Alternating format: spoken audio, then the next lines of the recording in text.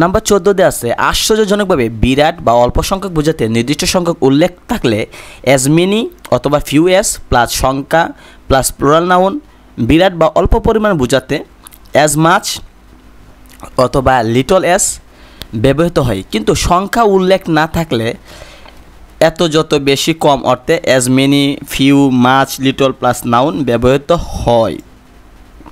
আচ্ছা, এটা মানে কি?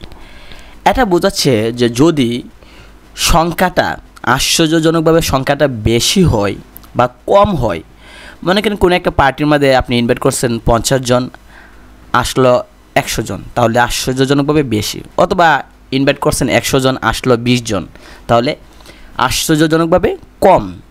এটা উল্লেখ করতে আমরা অ্যাজ মেনি অ্যাজ শব্দটা ব্যবহার করব, অথবা অ্যাজ ফিউ অ্যাজ শব্দটা আমরা ব্যবহার করব, যে কোনো একটা, অ্যাজ মেনি অ্যাজ অথবা অ্যাজ ফিউ অ্যাজ।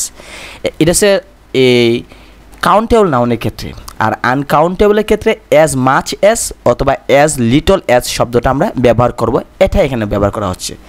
যেমন 221 দেওয়া আছে, dash 10 species of deer have been identified. এখানে আনসার দিচ্ছে অ্যাজ মেনি অ্যাজ। কেন? কারণ 10 সংখ্যাটা উল্লেখ করা আছে, অথবা নিচেটা দেখেন 100 species of fish have been identified. এখানে 100 স্পেসিস অফ ফিশ মানে 100 প্রকারের মাছ যেহেতু গণনা করা যায়, তাহলে অবশ্যই আমরা এখানে মাছ অথবা এই মাছ অ্যাজ আমরা ইউজ করতে পারবো না।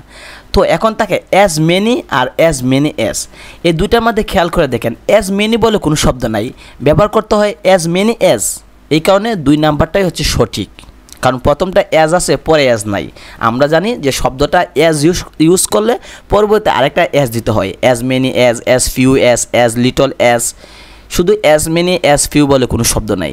তাহলে এখানে এটা থেকে বোঝা যায় যে বি নাম্বার উত্তরটাই সঠিক।